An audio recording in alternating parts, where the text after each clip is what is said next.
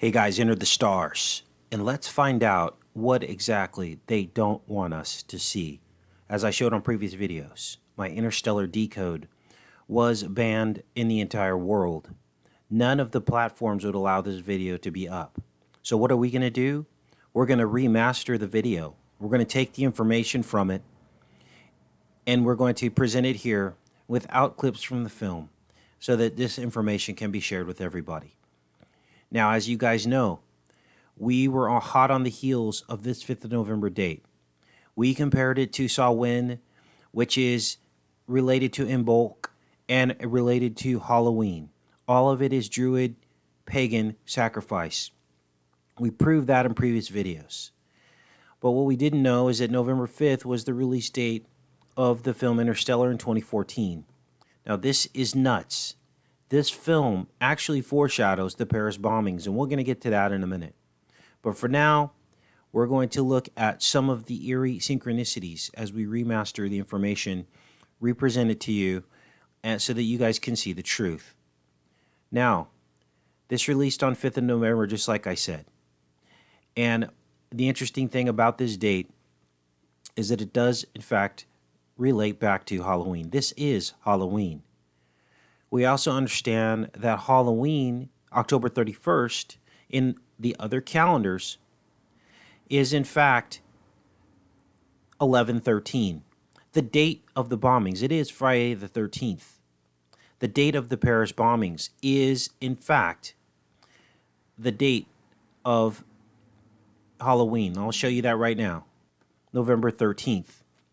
This is probably why they don't want you to see this video, because not only have we proven this on previous movies and decodes where the pattern is repeating now. So now we have a pattern of foreshadowing in films of mass sacrifice events. Now, what is so special about Interstellar? What is in this that is exposing them? I'm going to show it to you. There's a character in this film, and her name is Murph, played by Jessica Chastain. Murph.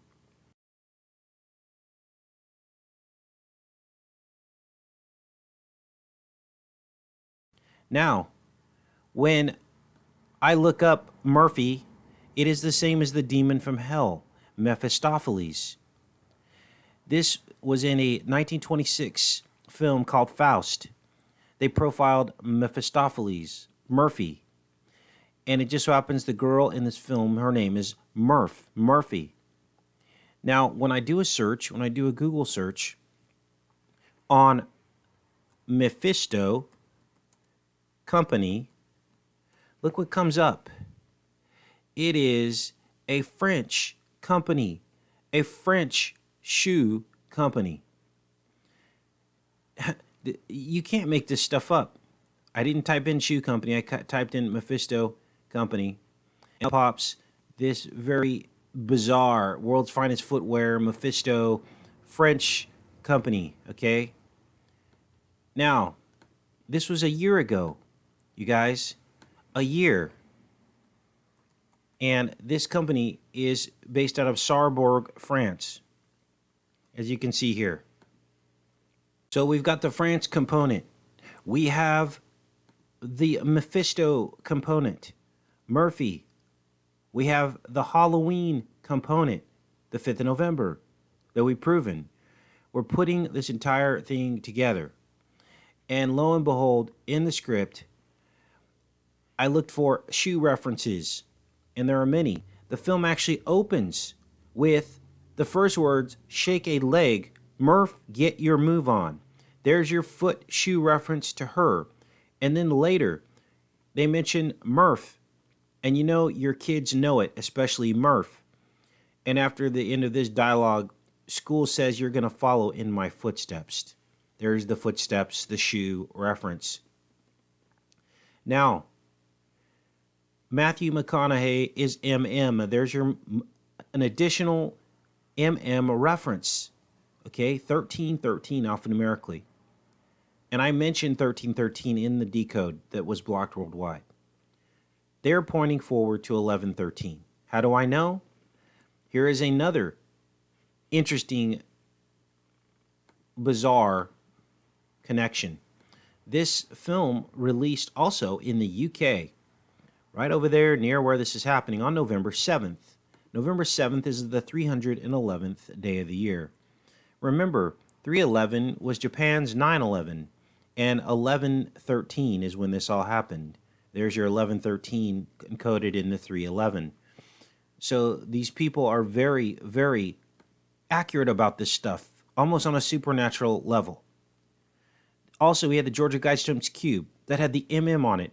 If you guys don't know what I'm talking about, this is the Georgia Guidestones Cube. This is the cube. This is what it looks like. And on this cube, it was placed on 8/16.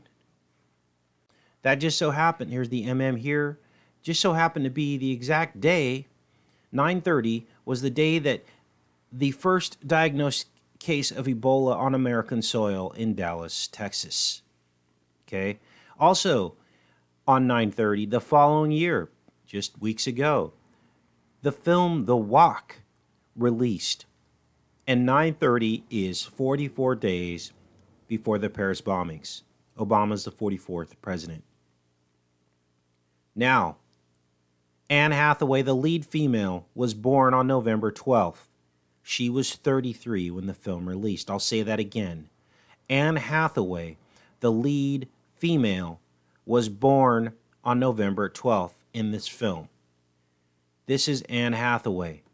November 12th, of course, is one day before the Paris bombings.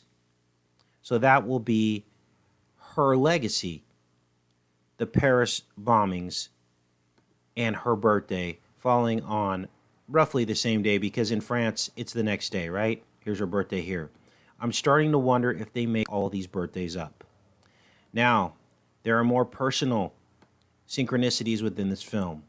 There is two robots, one named Casey and the other named Tars. My second wife, her name was Tara, and she was born on 9/11. And of course, we looked at what Casey might really mean, that it's Yeshua backwards when you rotate the C. Trade the A and the C and the A and the U and switch it around, it looks like Yeshua backwards. So I believe this is the reference in this film. They like to use mirrors. And finally, we have Matthew McConaughey, who is born on the 4th of November, one day before the 5th of November. And look at this heliotrope purple, the magic colors, full knowledge of what is going on here. This guy's pretty high up, most likely, in the knowledge of all of this occult. He knows exactly what he's doing. Now, some of you are probably wondering, wow, you've got your name and your ex-wife's name in this film. She was born on 9/11. And Anne Hathaway was born one day off from Paris's 9/11. And you would think that I would be living in fear, but I do not. Because in the same way this information was revealed to us miraculously, it offers protection. Now, all of this film is rotating around the fact and centering around the fact that there is a black hole near Saturn. It is all about the cube, the tesseract, even mentioned here in the plot. The tesseract was in the book about time travel. This is the book here, A Wrinkle in Time. And within this book, they talk about a tesseract. The first time that the word tesseract was used was in 1888. Here is the figure 8 on the cover of A Wrinkle in Time, which mentions the tesseract. But here is the record for tesseract, first being coined in 1888 by Charles Howard Hinton. So there's your 888 connection again. Remember, Obama was born 88 days before Halloween, and he is fully invested in the middle of all of what we're talking about right now. Okay, this is the tesseract. It is a cube. This is mentioned in the plot of Interstellar. They want you to accept the cube. Saturn.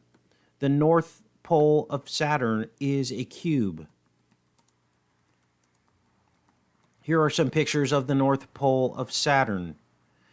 And it is a hexagonal but three-dimensional cube. You connect the lines in the middle and you have a three-dimensional cube. That is what it really is. It looks like a hexagon, but it's really a cube.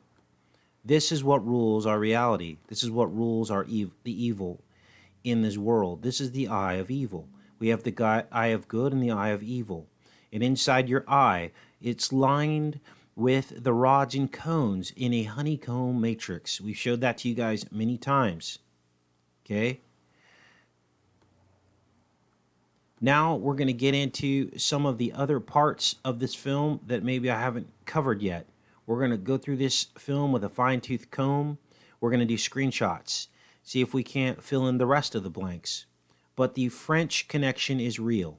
There's your demon from hell, Mephisto, the shoe company from France, pointing forward to their 9/11. Now the film centers around the dust and the dirt, and they talk about how it has infiltrated everything. And it almost looks as though they are referencing the Dust Bowl. They are interviewing in the opening scenes people that look like they were around during the Dust Bowl in the Midwest, describing that dust was everywhere, and they had to turn the plates upside down so that they didn't fill with dust. Well, guess what?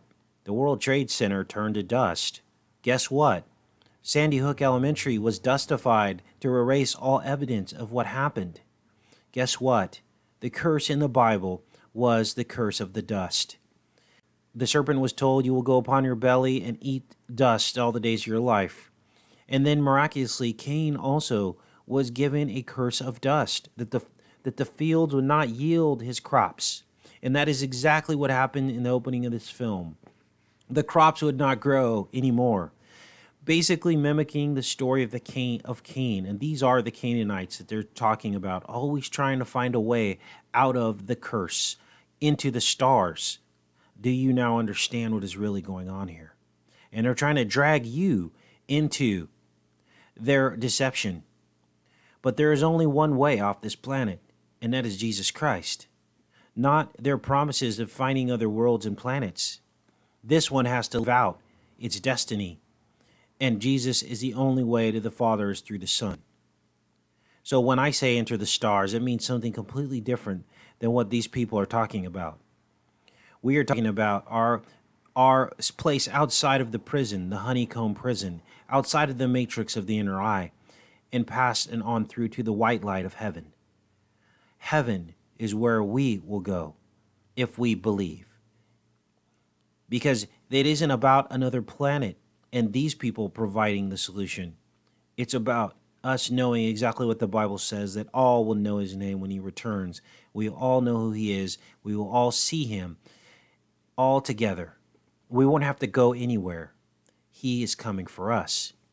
Now we have some other bizarre synchronicities. Matthew McConaughey was in 2 time travel films, Contact and Interstellar. Interstellar released on 11/7, Contact released on 7/11. Mirror dates, same actor. We also had the Saturn rainbow of fire. This is the black hole and what it looks like in the film. It looks like Saturn with rings in a rainbow. Now the rainbow is interesting because a rainbow can only be viewed at 42 degrees from your perspective. We also know that the angle from the outside iris of your eye to the center of your lens within your eye is a perfect 42-degree angle. There's something about the rainbow. And oftentimes the devil will try to impersonate God using this rainbow. We know the rainbow came from God. It was part of the covenant with Noah after the flood. Now, this just keeps getting even more weird because everybody saw the images at the Bataclan Theater shaped like a heart. We know that Twitter changed their favorite button to a heart on 11/3, one day before Egyptian Valentine's Day. We also know that all the heart imagery in the trailer that came out for Alice Through the Looking Glass, which released on the 5th of November. All of this is related. And of course, now we have the heart on the Bataclan Theater floor. It seems like it was perfectly and intentionally smeared into this heart shape. And now, in the movie Interstellar, the woman whose birthday was one day before the death in Paris talks about love transcending dimensions. Here, Anne Hathaway talks about following her heart just before she talks about love. We love people who've died. Where's the social utility in that? None. Maybe it means something more, something we can't yet understand. Maybe it's some evidence, some artifact of a higher dimension that we can't consciously perceive. I'm drawn across the universe to someone I haven't seen in a decade, who I know is probably dead. Love is the one thing we're capable of perceiving that transcends dimensions of space and time. Maybe we should trust that, even if we can't understand it yet. Do you see how they're setting all this up for the great deception? This is Anne Hathaway's words in this film, who was born one day before the Bataclan Theater massacre and all the shooting and everything that happened in Paris, France. So this is it. We figured this out. It is clear they are foreshadowing these things in films and movies. The question is, what is the effect of all of the sheep and the masses that don't see what's going on? Now, in this scene, they talk about the faked moon landings, the Apollo missions. And this woman talks about how they had to correct the textbooks to account for the faked moon landing.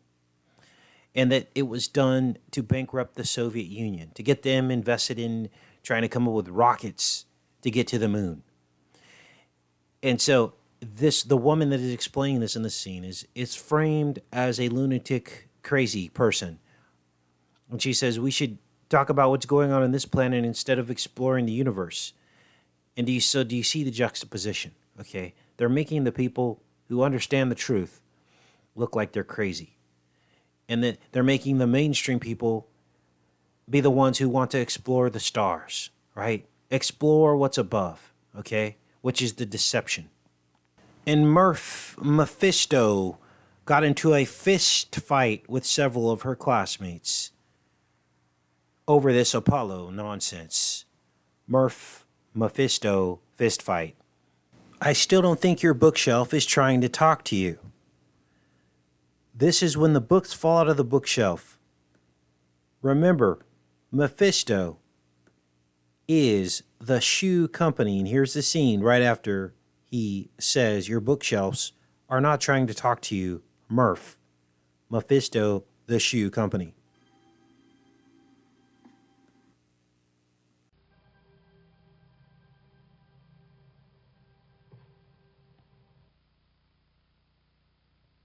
So Matthew McConaughey discovers NASA. He gets the coordinates through some kind of a magnetic gravitational anomaly that appears inside his house. He writes down the ones and zeros and comes up with the binary code to the coordinates, leading him to a secret NASA base. And they say, "We are NASA." And as he stands in front of this pillar, we see evil in the background. And as many of you know, I've done videos on NASA, and when you spell that backwards, it says Satan. But the T is missing, but it's really there because there's a red chevron. Now, for those who are having a hard time believing in a spiritual realm and anything outside of this matter of reality that we call this reality, all of these films have biblical elements to them. In this film, it is the Lazarus missions. Lazarus, of course, a Bible character. And there were 12 worlds they were looking at. Those are the 12 disciples. Right here out of the script. And it is McConaughey's job now to become the new pilot for the last and final mission to try to find potential worlds that they can escape to because Earth, they believe, is dying. Mephisto shoes as Matthew McConaughey goes in to say goodbye to Murph. Mephisto, here are all her shoes on the shoe rack on the back of the door. You can't make this up. As he squeezes through, there's your cube Saturn. He goes to leave. He says his final goodbyes to Murph. And here's the shoe rack on the back of the door. A book falls off of the bookshelf as he's walking out. And it's unbelievable imagery here, you guys. And as McConaughey drives away, and the countdown ensues for his takeoff, driving off the farm, we see the heart-shaped tracks, just like the heart-shaped mud tracks at the Bataclan Theater. And as I tell you, you cannot make this stuff up. Side by side, it's a match. Now, if you weren't sure about Matthew McConaughey, Tars the robot has a humor setting on it, and the humor setting is high. So he talks to Matthew McConaughey about blowing him out of the airlock. This is a direct reference to the film Alien, where Sigourney Weaver blows the alien out of the airlock. In that film, the alien, the serpent, spider-like alien out of the airlock. Now in this scene, he says literal heart of darkness as they're looking at the singularity. And the singularity is shaped like Saturn. Here is the script, a literal heart of darkness. You guys, I don't think the heart symbol is a good thing. That is why Twitter changed the favorite button to a heart one day before Egyptian Valentine's Day. Now in this scene, she talks about the beings that led them there, and that for them, time is relative. And for them, time is like mountains that they can climb up in the past like a canyon. And in fact, that is how it is in heaven. There is no time in heaven. But they're not talking about heavenly beings in this diatribe here. They are talking about the beings that brought them there to try to save the earth, and that is the dark beings. So the entire movie is centered around the fact that farming was in danger because there was a blight that was killing everything, one fruit, one vegetable at a time. Well, I looked up the word blight since they used it in the description of the plot of this film. And I found something pretty amazing, that there was a great French wine blight caused by American wine grapes that were brought over, carried across the Atlantic, and wiped out the French wine industry in the late 1800s. America and France. Now in this scene, the daughter, Murph, tries to warn her dad or ask him questions about, did you know there was no return trip? Did you know there was no way to save humanity? But a robot intercepts the message. So again, it's the betrayal of the robot, just like we had in Alien, the Alien films. They had the betrayal of the robot. The android was always betraying the crew. And it happens again here. And then that brought me to the point where we were looking at a far-off distance shot of the ship. And it looks like a serpent head. In fact, it looks like the Nostromo from the original Alien film. It is the head of the Cobra, the serpent. On your left, the Ranger, the spacecraft from the film Interstellar that we're decoding now. On your right, the Narcissus, which is the escape craft of the Nostromo, where the alien has blown out the airlock. And as you can see, they're very similar. They look like the head of a cobra.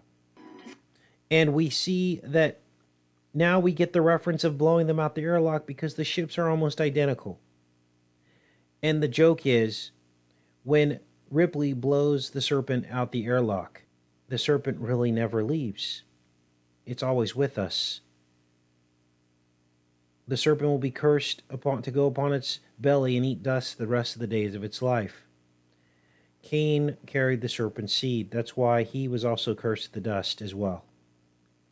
Most of us are running around with serpent DNA within us, the reptilian brain. The only way to correct it is Jesus Christ. That is the big white elephant in the room that no religion will tell you. No religion will tell you this. Because then they would know that you would need Christ. And in your mind, you would have a higher faith that transcends all. So they find Dr. Mann, and they ask him to describe his planet. He was in a cryosleep, and he says the days are 67 hours long, the nights are 67 and far colder. 7 plus 6 is 13. France, 11:13. So toward the end of this film, Matthew McConaughey goes into the event horizon, into the black hole. He gets sucked into this tesseract, this cube, and he can see Murph as she was a little girl through the bookshelf of all places. But he's trapped. And he sees the moment in time over and over again of him coming in and saying goodbye in Murph's room, which is the center of this magnetic and gravitational anomaly, which is basically himself talking to himself from the other side of the wormhole, telling himself not to go on the mission so he could spend the last days and the entire life with his family instead of leaving. And there again is your book, your shoe rack. Remember, Mephisto is Mephisto shoes from France. And in the final analysis, he decides he's going to use love to communicate with Murph through the barrier. That is what he's decided. So this all ties in with everything we've just been talking about, Egyptian Valentine's Day and the love principle, but it's the false love that they're talking about, you guys. It's a deception. Here's a script, and this is what he says. The end of the film. Love tars love. It's just like Brand said, my connection with Murph. It is quantifiable. It is the key. Why are we here? To find out how to tell. And in the last moments of the film, he has put into orbit around Saturn, where there is a station named after Murphy called Cooper Station. And this is where the human race lives, orbiting Saturn. And he says to Murphy, his daughter, who is now old and aged, you told them I like farming. And this goes back to the Canaanite theme we were talking about, because Cain was the first farmer. And God had to reject his gift because he had the serpent blood running through him. It was for no other reason that he could not accept his offering other than he had the serpent blood running through him. He accepted Abel's offering because Abel was pure. But then Cain killed his brother. And that is how this movie ends. With him telling her, you told them I like farming. And the whole movie is about the farming of Cain, and the first fruits that he brought to God that were rejected. And here it is. And that concludes a full and complete analysis of this film, you guys. All of that packed into this over 2 hour film. Take care and be safe.